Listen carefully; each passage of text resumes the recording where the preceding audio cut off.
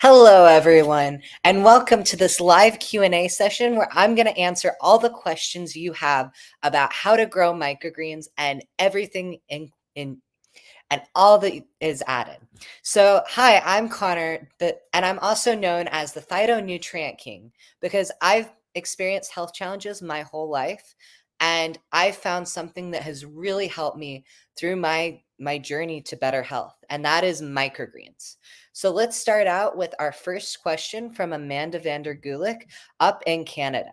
And that is, what are microgreens? And that is such a great question. So microgreens are the stage right after a sprout. They're tiny baby vegetables. And the reason why they have become such a popular thing right now is because they are the most nutrient dense stage in the whole life cycle of a plant. That means that a handful of broccoli microgreens is more nutrient dense than a whole mature plant of broccoli. In fact, I have recently watched this video by Dr. Berg stating how microgreens have a phytonutrient called sulforaphane, which can aid in cancer prevention. And it is, I'll actually just show you the video. Do you think I can show a video? I think so. Yes. Does it let Okay. you share your screen? I'm able to share my screen. Yes. So I'll actually just show you this video by Dr. Berg because it is really incredible. So let me go ahead and share my screen. Okay. Oh, no. I'm having a little technical difficulties here. Let me go ahead and allow this. Well, oh no. Oh no. Okay. I won't be able to share my screen. Never mind. Wait, can I? Oh, I think I can. Okay. Let me see. This should be it. Yes. Okay. I'm going to go ahead and share this video that I found. So there's this one nutrient that has been researched over 2,000 times, and 30 of those research projects involved human clinical trials. Okay. So anytime something has been researched that much, it gets my attention. So I want to talk about it. Sulforaphane. It's not a vitamin. It's not a mineral. It's not a trace mineral. It's not a fatty acid. It's a phytonutrient. So the question is, why are researchers looking at this molecule? I mean, it's a tremendous amount of time and money to invest in this one nutrient. So before I get into what it does, let's first talk about where you can get it from, okay? Well, you can get them from many different plants, but the one that has the most is the broccoli sprout. Now, if we compare a broccoli sprout or even a broccoli microgreen, which I'm going to explain in a minute, into an adult broccoli vegetable, you have a factor of 10 to 100 times more sulforaphane in that baby plant than the adult vegetable. That's significant, not 100% more. I'm talking like 10 to 100 times more of this very specific sulforaphane nutrient. So we have this cycle from a seed to. Isn't that incredible? Not just 10% to 100%, but times 10 to 100 times more.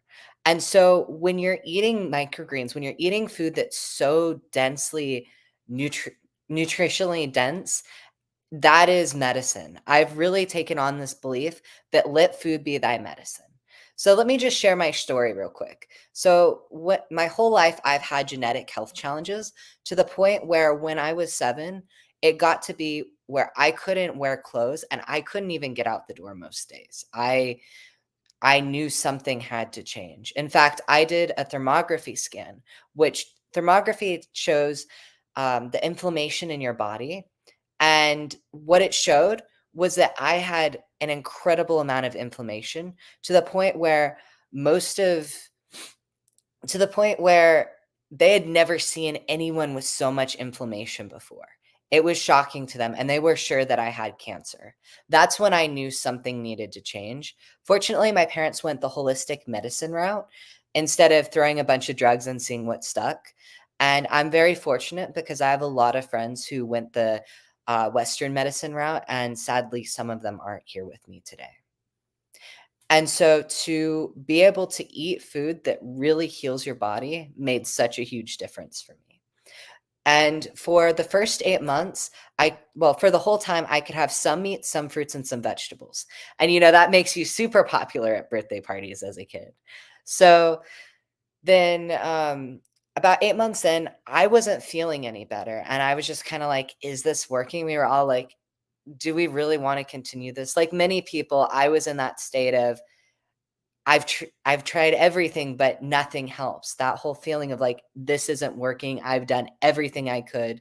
And what do I do now? What diet? What's going to work? And so I got a second thermography scan, and the results were astounding.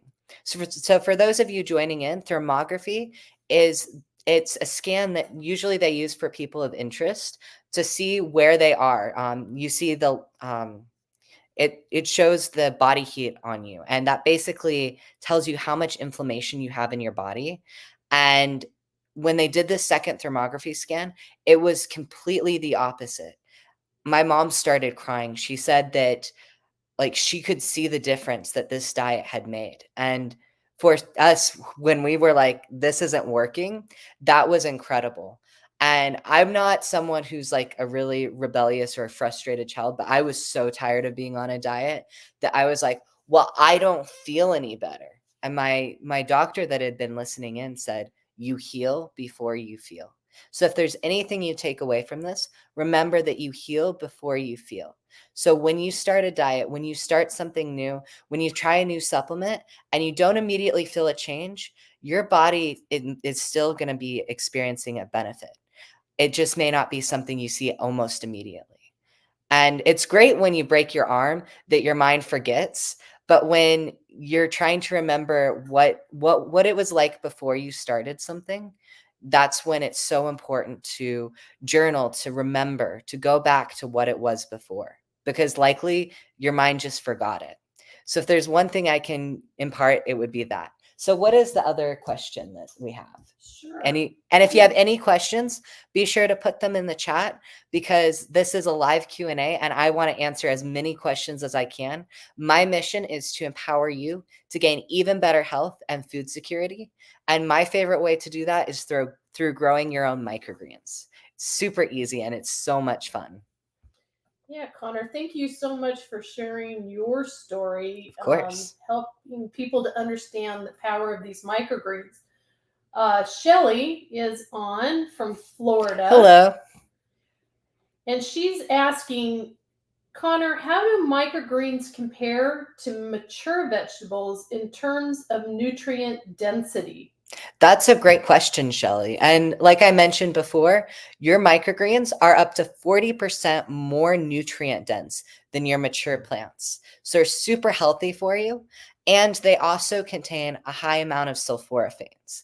So for your broccoli microgreens versus your mature vegetables, those broccoli microgreens have 10 to 100 times more sulforaphanes than your mature vegetables.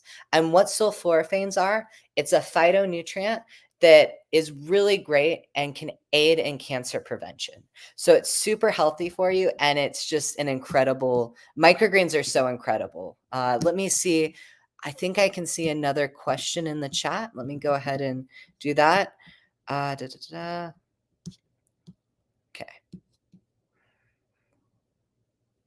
Can microgreens be harvested more?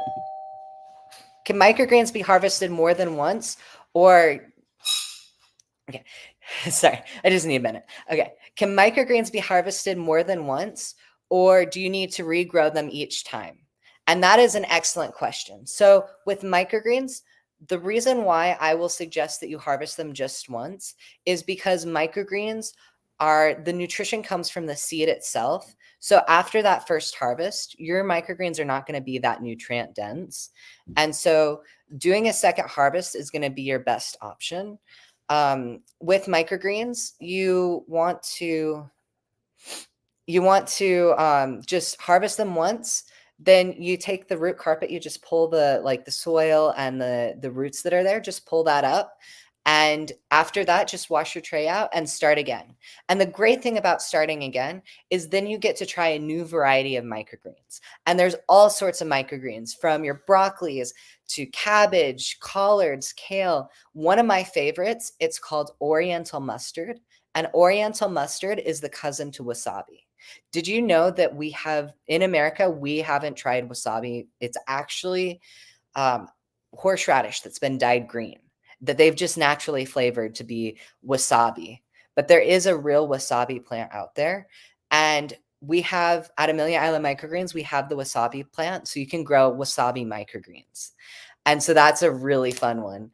Another thing about doing a harvest the first time is that if you start planting your microgreens again in the same soil, then you'll start to experience your microgreens. They will, what is that word? Oh, yeah, the bacteria that has kind of accumulated from your first harvest will be there. And we want to keep it as sterile, as clean as possible. So I would not suggest growing on top of your soil that's already there. That's one of the reasons why we give you a soil every time you get your seed refills, is so that you don't have to keep regrowing on that same soil, because it can also be moldy. A lot of times when you cut your microgreens, they'll start to mold on that area. And that's pretty common. As long as you've like harvested your microgreens, it's not too big of a deal if there's a little mold in the corner. And so that's why we just make sure, clean it, sterilize it, just make sure you're doing all that, and it'll be completely okay. So do you have any other questions coming in? Yeah, Jordan, also from Florida. Florida's in the house. Nice. What are the best microgreens to grow at home for maximum nutritional benefits? Ooh, that is a good question. So I'll start with the ones for beginners, and a lot of them are going to be for the nutritional benefits as well. So the ones that I would highly suggest for beginners are going to be your microgreens that are grown in 7 days. So that would be like your broccolis, your kales. One of my absolute favorites to grow is collards. It's been the easiest microgreen for me to grow, and it's shocking. Like, I have never experienced any kind of mold, any kind of challenge with collards. So that's always my go-to for easy microgreens.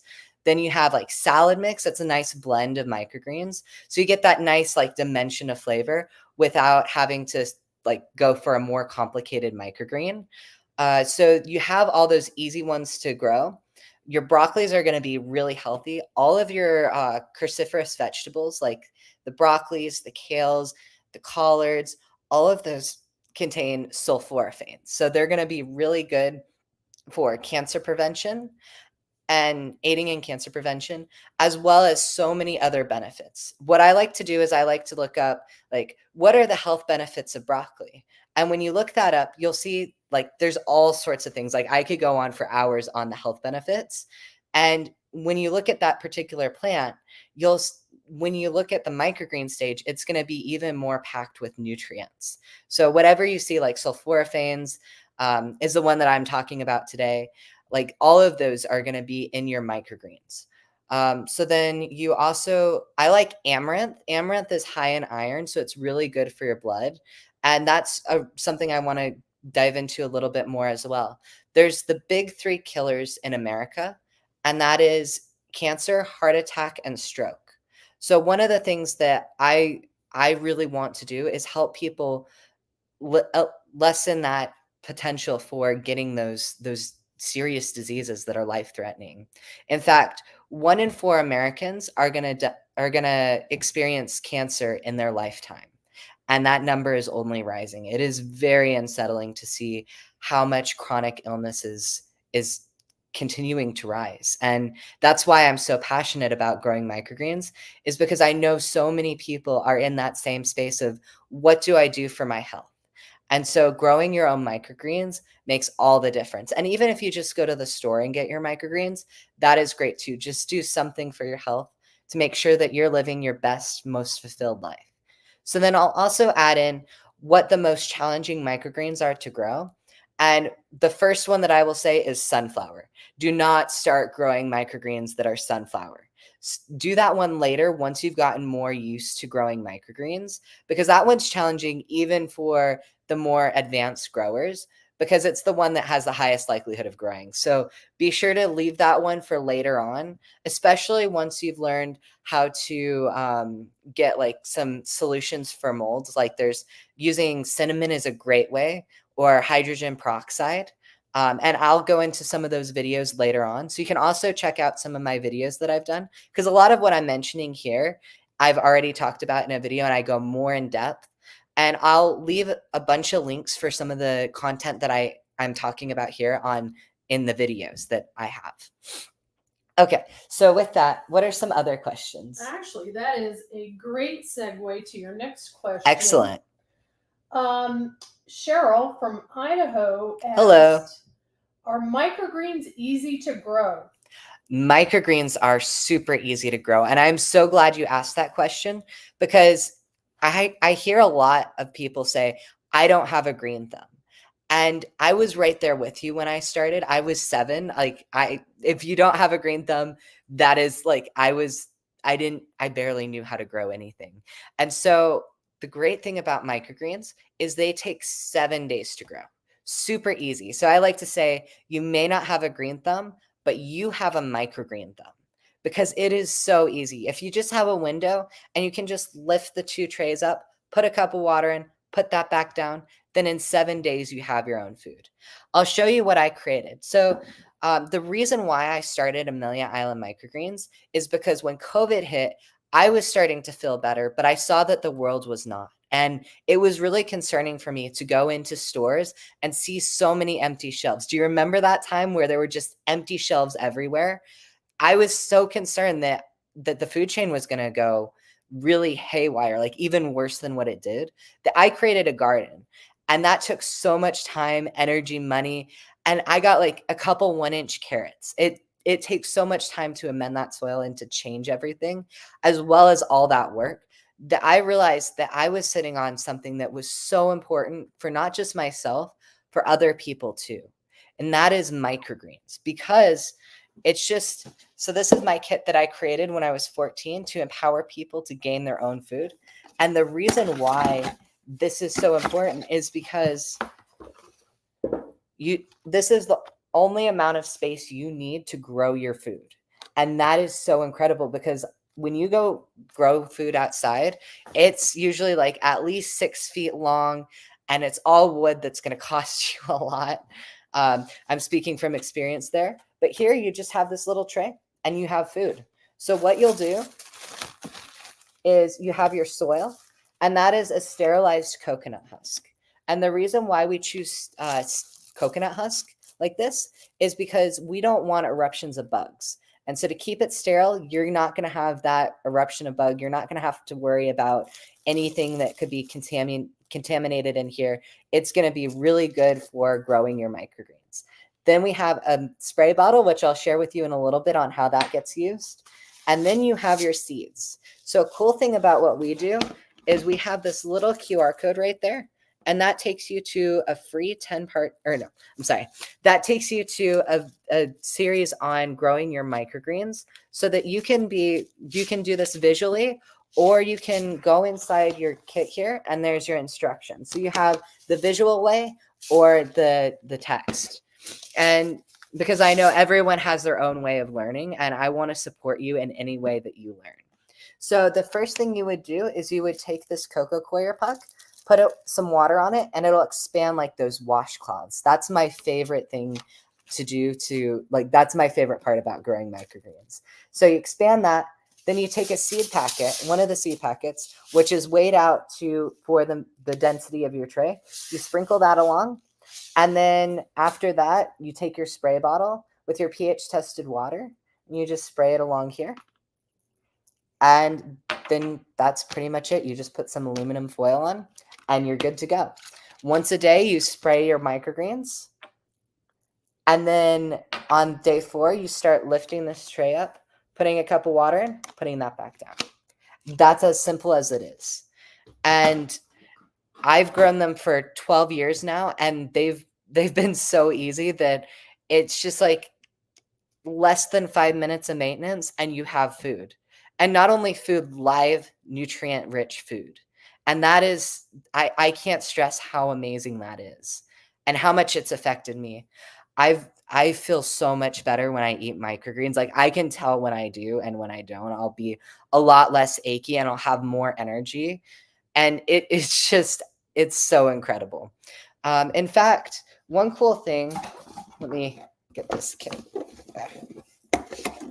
I have a really cool story of one of the kids that lives locally here, this little kid right here, he had no interest in microgreens at all. None. Was not going to eat them, was not going to eat any vegetable.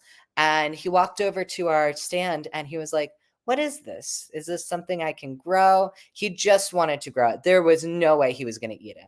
So he did try a little sample of microgreens that are called amaranth, and they kind of taste like beet. And he was like, oh, that's okay. I'll just grow them.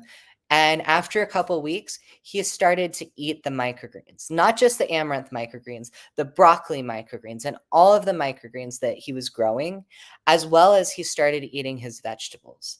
And his mom said, thank you for getting my kid to eat something other than chicken nuggets and hamburgers. And how incredible is that to be able to get a kid to eat vegetables, not just forcing them, willingly getting a kid to eat vegetables.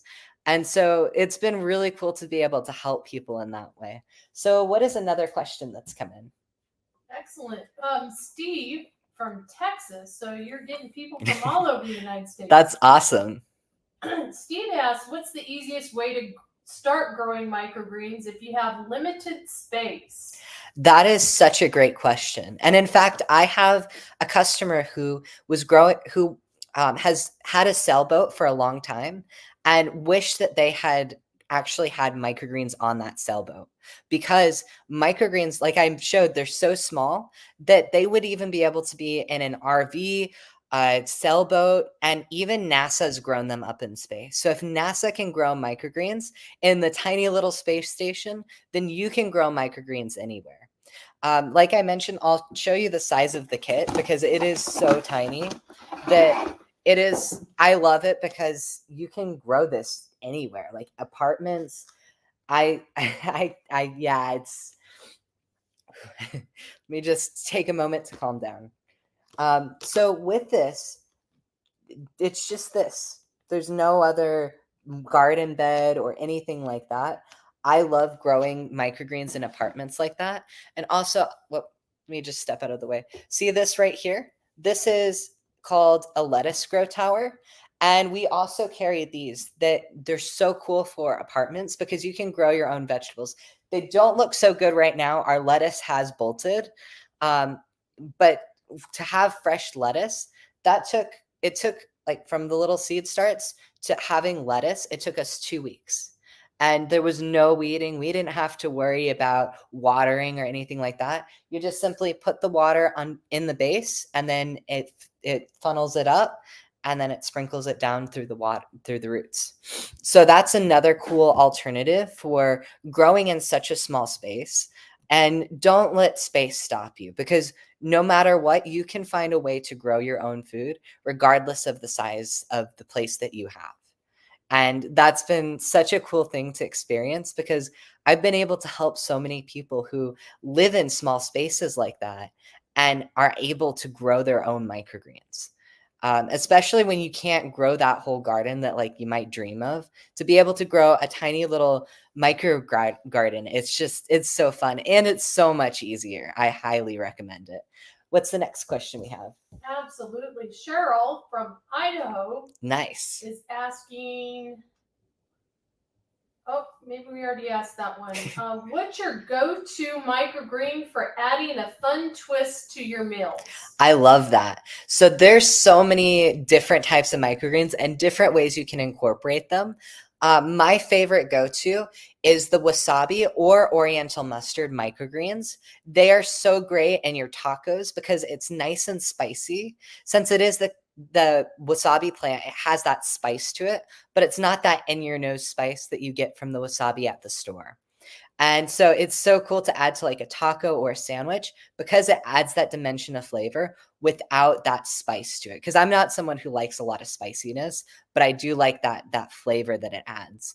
I also love radish microgreens. They do taste like radish, so it is definitely that strong radish taste. And also, what are some other things? I love pea microgreens. Those ones are so cool because it's that nice crunch that a lot of people really like about sunflower. It's easier to grow and it has that pea taste. So it's like crunching into a nice fresh pea. That one is, I like eating that one plain. I think that's the best one to eat plain. As far as like adding into salads, I love salad mix. It's just that nice blend of all sorts of microgreens. Ooh, what would be your favorite? Oh, you know my favorites, the Oriental mustard or the Mhm. wasabi.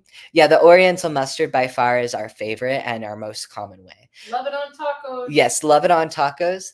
And I'll also add in a little tip. Even if you're not eating the healthiest, microgreens can still really help you because at least you're getting that little boost of nutrition.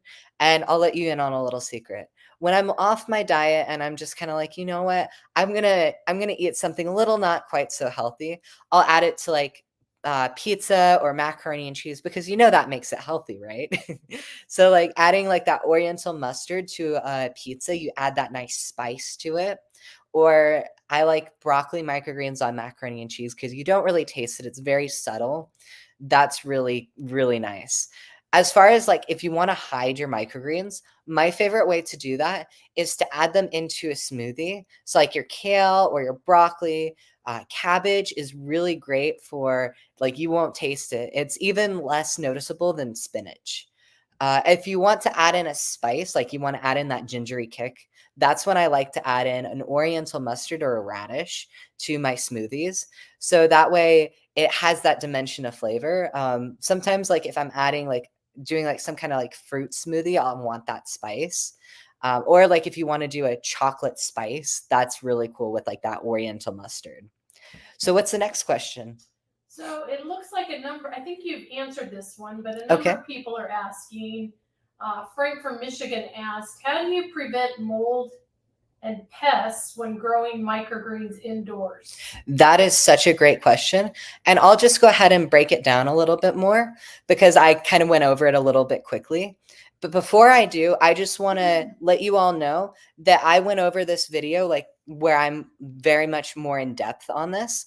And once I post this video, I will go ahead and put the link into to YouTube so that you can find this YouTube video and it'll go more in depth than what I'm going to say. So with that, the first thing that you can do to prevent mold is to start by adding some cinnamon. Cinnamon's really great for reducing that mold. And I just like adding that into my cocoa coir. So when I'm starting to grow my microgreens, once I've expanded this and it's kind of that soil texture, I'll just go ahead and sprinkle some cinnamon in, just like half a teaspoon, like very little. You don't need a lot. And then just kind of mix it up. And just adding that into the soil will really reduce your risk of mold. The second one that I would recommend would be to make sure that you're not overwatering your microgreens. And this is really essential during the first 3 days of growing your microgreens. So what you want to do is you want to have like a texture it's not dry, like you can see that's super dry.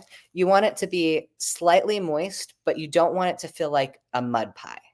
And so, right, like that Goldilocks area is really great for having microgreens that won't have mold. And so that's probably one of the biggest things is making sure that you're not overwatering and you're not underwatering. Then another thing, if you want to be more advanced, would be to create a hydrogen peroxide solution. And there's a lot of ways you can, or a lot of pages that talk about how to do this. I will be doing a video very soon on the solution for hydrogen peroxide. What is the typical ratio of water to hydrogen? You want a 3% Yeah, solution. a 3% solution is really great for doing that. And that you just use a spray bottle and you just spray across your microgreens and look like when you see mold. So that's once you've gotten mold. You don't do that before because you also have to watch that hydrogen peroxide solution affecting your microgreens. And another thing that I really want to emphasize here is that your microgreens might look like they have mold when in reality what it is root hairs. So your root hairs, and let me see if I can get the picture in here. So your root hairs help your microgreens absorb water and help that plant out, but they can look like root hairs. So it can be kind of confusing to differentiate what is root hair and what is the microgreen, or no, what is mold. So what I like to do is I like to take my spray bottle and I'll just mist where that potential root hair or mold is. And if it goes away, then that is root hair. If it's white and it goes away, that's root hair. If it's kind of like a spider web and it's kind of more like a gray color and it doesn't go away when you mist it, that is most likely going to be mold. So if I show you this, can you see that, like that right here? That's so white. That is your root hair. Whereas see how that's kind of more gray and it has more of a spider web look to it? That is definitely mold. And if you have your instructions, you can look at that much more like bigger than here. That was just the quick thing I had on my video, which is I think like 5 common mistakes that people make when they grow their microgreens. I show a picture that's much bigger than that and really emphasizes the point of root hair versus mold, because that can be really crucial when you start growing your microgreens. In fact, while I'm talking about videos, I just want to share with you one of the things that I would like to give away. And thank you all for being on here for so long. I know that it can be a lot to take some time out of your day. And I just want to like congratulate you, first of all, for taking that time to really enhance your health, because being able to enjoy life, to feel the best and live life to the fullest is such an important thing to do. And I've been growing microgreens for 12 years for my own health so that I can live a fuller, longer life. And I want to be able to help you with that. So I want to give you a free 10-part series that I have done talking about how growing your microgreens, how to do it. First of all, what are microgreens? How can I grow them? And what are the health benefits? I've talked a little bit about sulforaphanes. There are so many different things, like sunflower has vitamin E, amaranth has iron, and there's so much more to talk about than just this short video here. So I will, if you text microgreens to 26786, microgreens, that will to 26786, you will get a free 10-part series on everything that I've talked about. I go much more in depth and it's definitely more polished off. It's not a live video. And with this, you will learn so much more about microgreens. And it's been such a cool thing to create this 10-part series for you. So what was I saying? Anything else to add with that? Yeah, Grace from Vermont asks, how long does it typically take to grow microgreens from seed to harvest? So it typically takes about 7 to 14 days to grow your microgreens from seed to harvest. It depends upon which microgreens you're growing. That's why when I mentioned the easiest microgreens, such as broccoli, collards, kale, salad mix, those ones are going to take you 7 days to grow. It is super quick, super easy, and it's just a really satisfying one because all of those just that you see it grow almost immediately. Like you can look at them and you can feel like you're watching them grow as you're just watching them. Like they grow so fast. Now you have other ones that are more challenging, like your sunflower or like amaranth can take about 10 days. So it's like instead of 7, it's 10. The ones that are super challenging are typically your herbs, which is kind of ironic when you think about it, that when they're the mature vegetables, they're much easier to grow as herbs than your other vegetables. But in the microgreen stage, herbs are harder to grow. So like your basil, I was growing for a local restaurant, Kachina South. It was taking me 2 weeks to grow a whole thing of microgreens to where I could harvest them. That's how the difference in like from 7 days to 2 weeks. And because I want you to succeed, I specifically choose those easy ones to start out with. And the great thing about microgreens is that just because they're easier doesn't mean they taste any better or any worse. It really just depends upon your flavor palette. And that's why I love that Oriental mustard, because it's that nice spicy kick and it's an easy microgreen to grow, which is really cool to have that nice combination. Anything else? Anyone else? Yes, actually. And be sure, if you have any questions, type them in the chat. I would love to answer your questions. So Alice from Delaware asked, "What's the funniest thing that's happened while you've been growing your microgreens?" What a funny Wow. question. That is a good question. The funniest thing that has happened to me growing my microgreens. I think as far as going to vendor markets, one of the things that's been really interesting is when I first started going to vendor markets and talking about microgreens, I would give people samples, and usually it was wasabi mustard. Like I've said, it tastes like wasabi. It is such a great microgreen to grow that when I went over and they started eating them, what first off, they would start like they would be like, "Huh, this isn't spicy." Oh, it is spicy because it has that kick that you taste later on. So it was just fun watching interactions of people like actually realizing, oh, this is going to be spicy. The other thing about that is then later they'd ask me, how do you flavor this? Right. How do you flavor microgreens?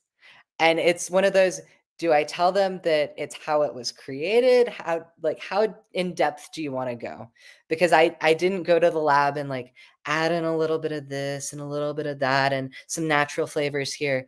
I just got the actual seed that had that so enough nutrition, because the other thing is our food is so nutritionally depleted that a lot of what we eat now doesn't taste like what it used to.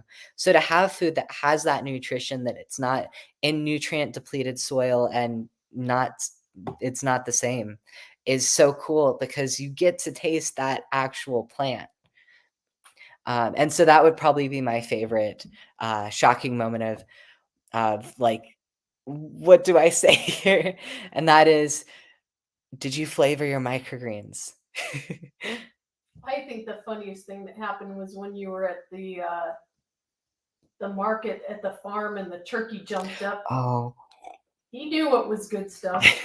so we were one of our first vendor markets we would go to. So I started this when I was 14, right in the middle of COVID.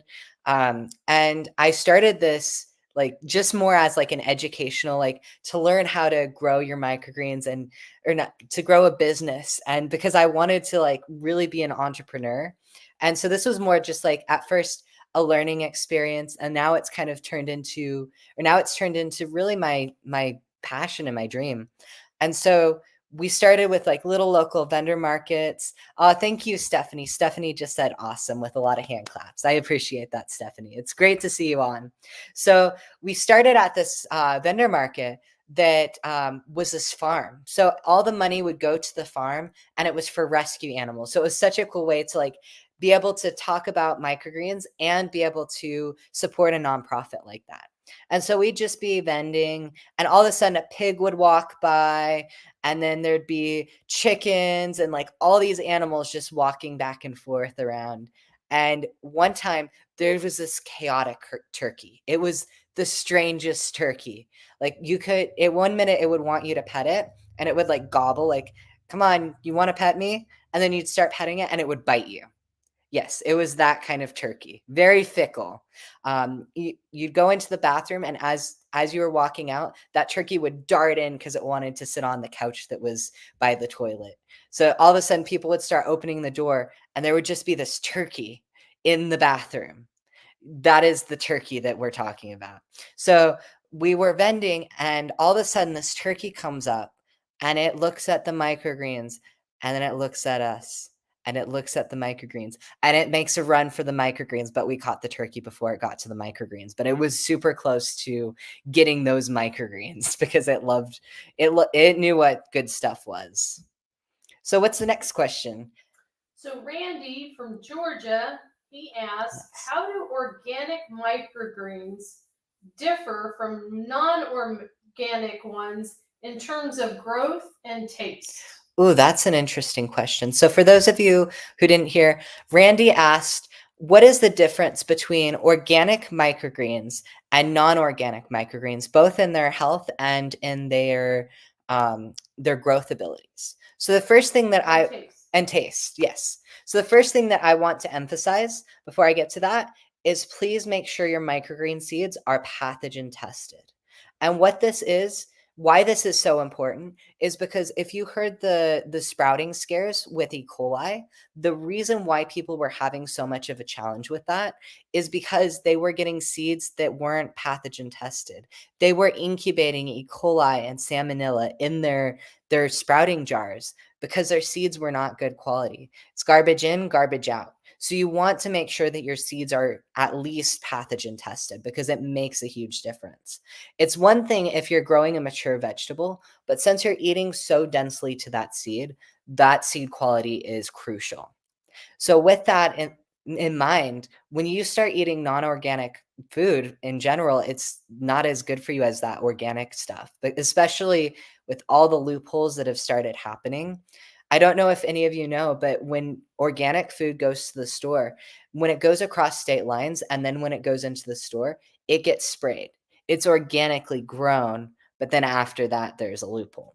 So to have at the very least a little bit better food is super crucial. So that organic, non-GMO vegetable is so much, especially at that microgreen stage, is so much better for your health. And I personally think it tastes better. I can kind of tell that the organic stuff for me works a lot better, and I would highly recommend going with organic seeds as much as you can. Of course, I know it can be tricky to do that, and it is worth it for your health. So, any other questions? Yes, you have one more question. Holly from Pennsylvania asks, are there any specific microgreens that are particularly beneficial for certain health conditions? Ooh, that's a good question, Holly. So, like I mentioned with sulforaphanes, in your brassica family, which is those green leafy vegetables like broccoli, kale, collards, even surprisingly radish, right? Radish, Yes. radish. It's weird that whole family is like all varieties of plants, and it's very high in sulforaphanes, which aid in cancer prevention. Then you have, like I mentioned, the amaranth, which is high in iron, which is really good for your blood. Um, Mustard is really good for energy. There's a chemical in it that's really good for your energy, also for your stomach. A lot of your microgreens are really good for your digestion because they are high in fiber, which is really good for us. And it's a very underrated thing that we don't talk about a lot, but fiber is really healthy for you. Um, hmm. There's so many different ones. I'm trying to like think of like what are the best ones to talk about. So sunflower microgreens are high in vitamin E, which is really good for us. Then you have Oriental mustard is high in what is that chemical? It's really good for your eyesight, eye health. Starts with a Z, Yeah, xanthan or something like xanthan that. or something like that. Really good for your eye and skin health. And so there's all sorts of microgreens like that. And in fact, if you text microgreens to 26786, I have a whole, I think it's like 10-minute video on the health benefits specific to microgreens. So it's super great. I go really in depth in that. Right here, I'm just like scratching that surface of what microgreens can do. With this text microgreens to 26786, you will be getting a video a day that's between 5 to 10 minutes long, and I'm going to be talking about all the things you need to learn to go from microgreen beginner to microgreen grower. I like to say you may not have a green thumb, but you have that microgreen thumb. And with this series, this free series, you'll unlock that ability to start growing your microgreens in as little as 7 days. So I highly recommend it. And I really appreciate all of you for being on for so long because it is so important to talk about our health. And a lot of us don't talk about it nearly enough because what is going through life if you're not living it to the fullest, if you're not feeling good, if you're waking up tired, groggy, achy, and just not having that ability to have that drive to move forward in life. And so to be able to be at your best is such an important thing. And that's why I'm so excited to be able to share microgreens and to share this 10-part series with you because growing your own food makes such a difference in your health. I know that when I eat fresh food, when I eat vegetables, I feel so much better. And especially, it doesn't have to be changing your whole life, at least not all at once. You can just simply add in a little bit of microgreens here and a little bit there, And you're already off to a better start than had you not started growing and eating your microgreens. So if any of this has been really like, you now know you want to start growing microgreens, you can go to my website, ameliaislandmicrogreens.com ameliaislandmicrogreens.com. And this will give you the ability to buy your own microgreen kit so you can start growing for your health and for your family's health, because you all deserve better health and food security. So thank you all so much for being on this, and I look forward to seeing you in my 10-part series. As always, stay awesome.